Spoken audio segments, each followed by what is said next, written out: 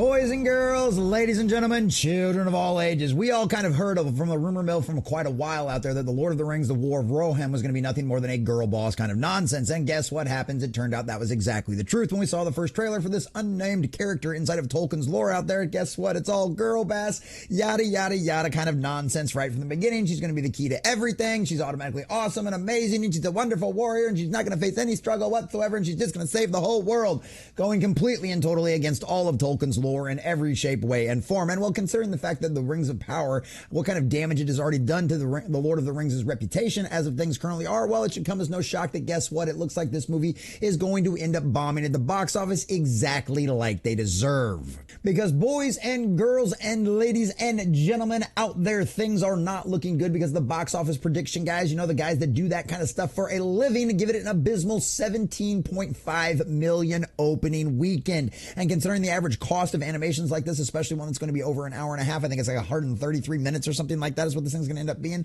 It's going to end up being like 2 hours long, and considering the price of animation and how much that stuff generally costs out there, this thing is going to end up being a disastrous dumpster fire unless it comes out there and absolutely shocks everybody. It looks like they're going to be losing money, and guess what? When you decide to do this kind of girl boss nonsense, you'd think at this point you've all kind of figured it out, but we know how long animation takes, so hopefully this will once again reinforce the lesson that we have been teaching them over and over again, that this stuff does not sell with a general audience, and the Tolkien fans absolutely despise it when you disparage his lore and change things. So we're going to check out this article over here from fandompost.substack.com. But before we do, if you do enjoy our content, hit that like button, share with all your friends, and subscribe or follow if you have not already, boys and girls, because we are grinding, we are growing, and I could not do that without every single one of you. Also, leave us a comment in the section down below. Do you think it will end up coming even worse on the tractions out there? Do you think this movie will actually end up getting received well by the fans? Or do you think this thing's going to end up turning into a disastrous dumpster fire like many of us have predicted? Let us know what you think about all that in the comment section down below. And if you'd like to support the channel, please check out the links in the description as well. So from fandompost.substack and our dear sweet John F. Trent, The Lord of the Rings, The War of Rohirrim, tracking for an abysmal 17.5 million opening weekend. Dun, dun, dun.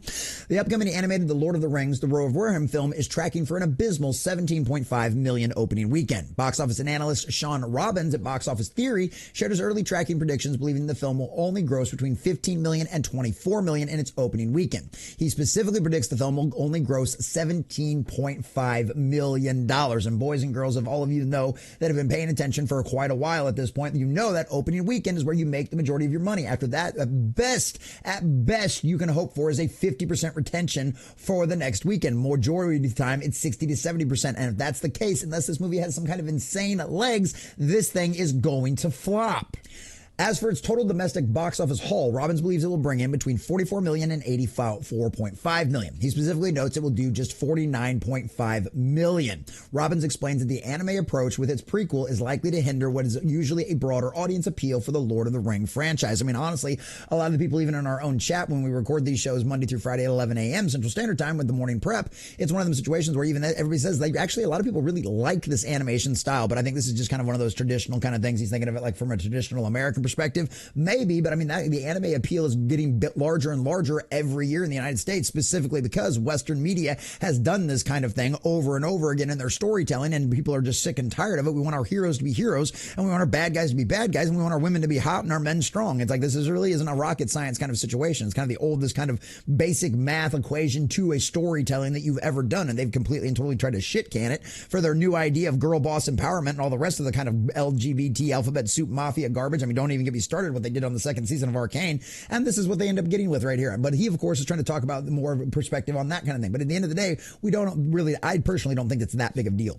Still, the medium has proven strong even with lesser known titles in the domestic market, so Rings could attract some attention as a counter player, perhaps not dissimilar to how Godzilla Minus One aided the market late last year. So he's thinking it might be a surprise hit. He could be completely and totally wrong, but I highly doubt, boys and girls. What Robbins does not point out is that the Tolkien estate and Amazon MGM Studios have also done significant brand damage to the Lord of the Rings with their Rings of Power television series. There is currently a mediocre 6.9 out of 10 rating and an unweighted 6.5 out of 10 on Amazon-owned IMDb. Over here on Rotten Tomatoes, it's even worse with a 49% audience score out there, ladies and gentlemen, and that's not even to get to like the episode by episode. And we know that the numbers have continued to go down. The ratings are absolutely abysmal for that show, and yes, it has caused damage to the overall Lord of the Rings brand because that show is such an abysmal pile of hot garbage. And guess what? The War of Rohirrim is going to be the exact same kind of situation. It's going to be more girl boss nonsense like what we have seen in the past. She's going to be the bestest ever. She's going to talk down to the men. She's going to show them how it's really done, and she's going to be the hero of the story, a literal unnamed character. You'd think, and I don't care how much Screen Rant tries to shill for this kind of thing and go, well, who is this character? Well, she's pretty much completely and totally made up. She doesn't actually exist in Tolkien's lore in any way, shape, or form. She's an unnamed character that they have now decided to make up an entire new story for to turn it into nothing more than girl boss nonsense.